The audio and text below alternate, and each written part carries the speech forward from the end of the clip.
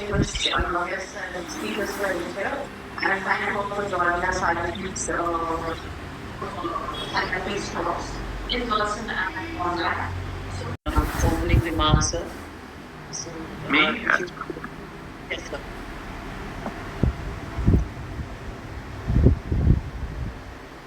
Well, good morning to everyone.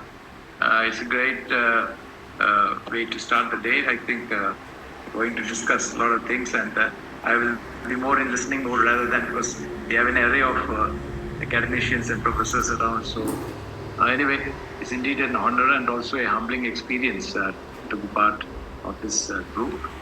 And just to start, maybe we'll say about the Middle East as the emerging new world order.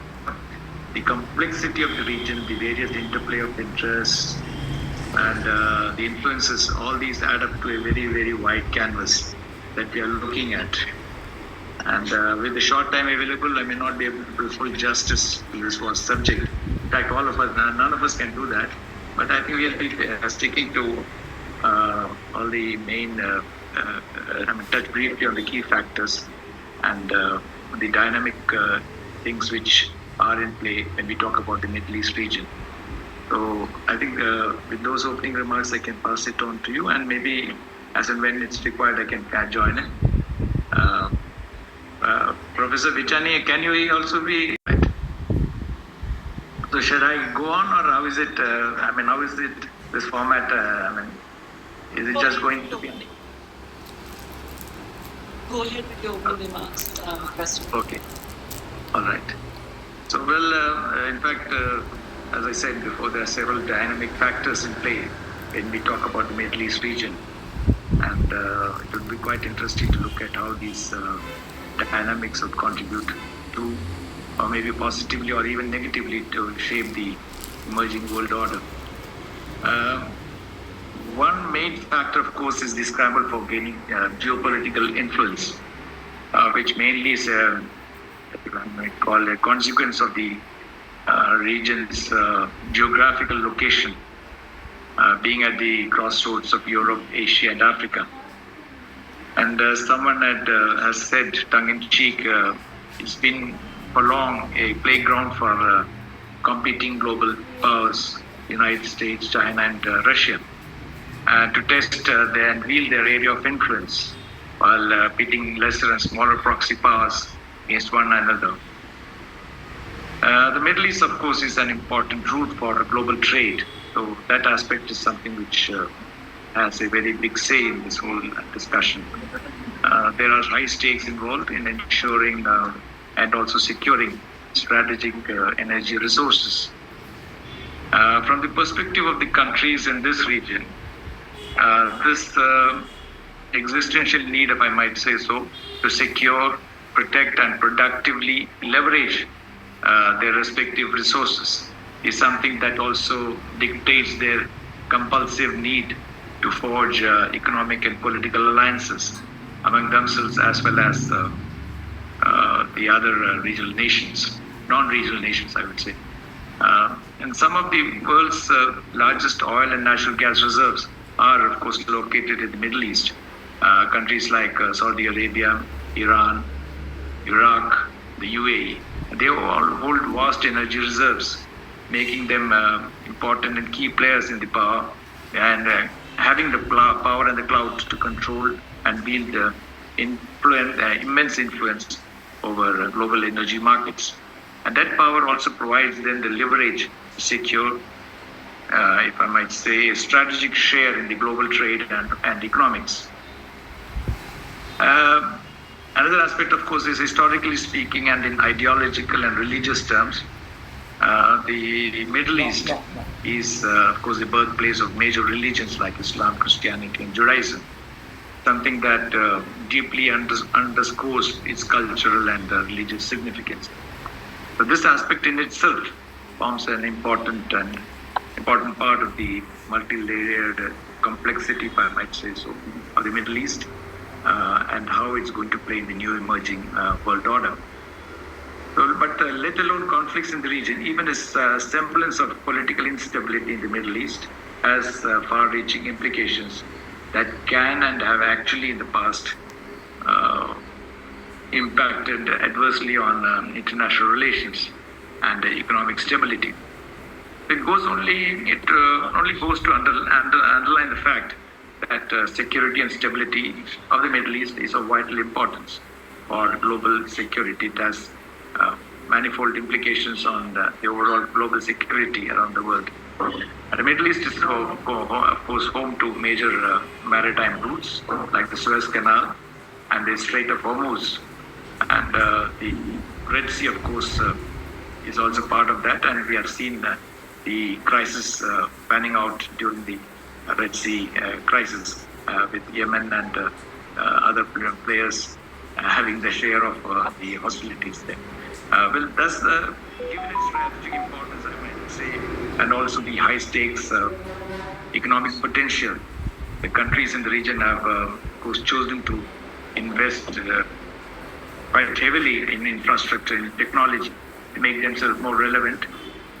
They have been also making conscious efforts to diversify their own economies, aiming to reduce dependence on oil and expanding into sectors like offshore finance and investments, even tourism, and importantly, the innovative state-of-the-art technology that is being dictated in terms of the artificial intelligence evolution now.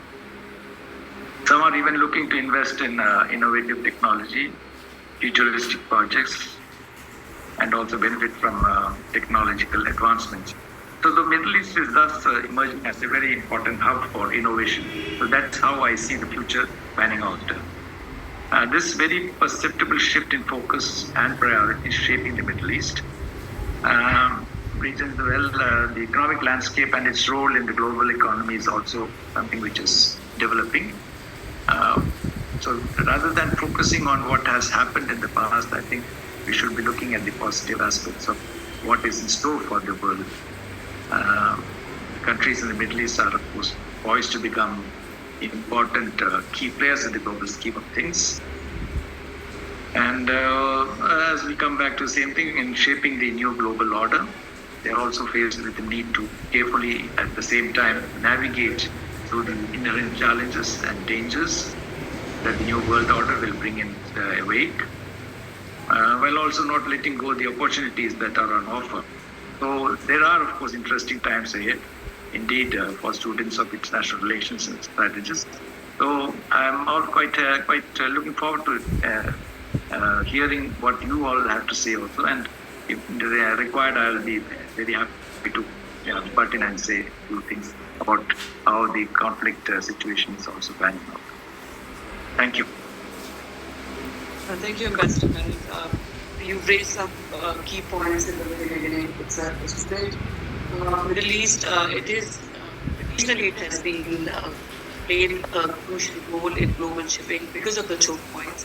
But I think in last 2 decades, rather, as China is pushing for BRI, and India and Russia are looking at INSTC, then IMEC has come up over the last 2 years at least. The idea is there. The Middle East is also not just the maritime, but also the Arabian Peninsula, and of course the Iranian territory. They are emerging as part of overland trade corridors as well.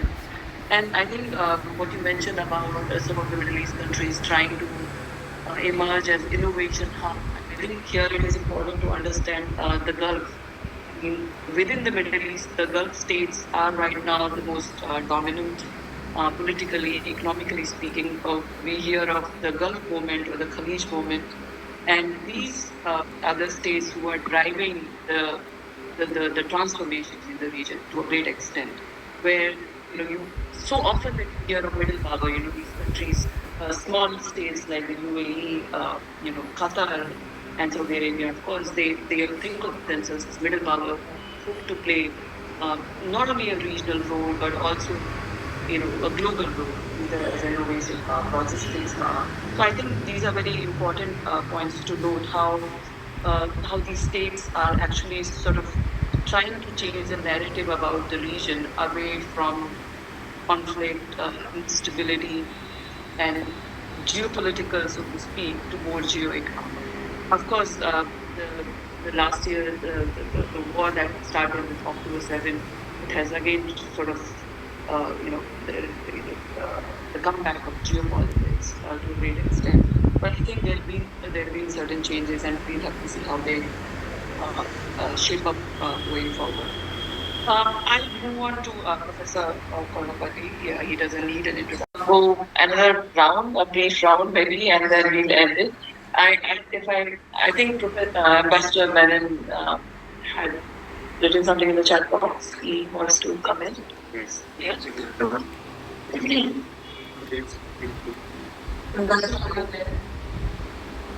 voice. Yes. I'm here, very much here, listening to everything.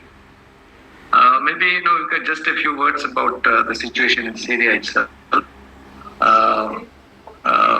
Maybe since they followed the Assad regime in Syria, it has had disastrous consequences for Russia.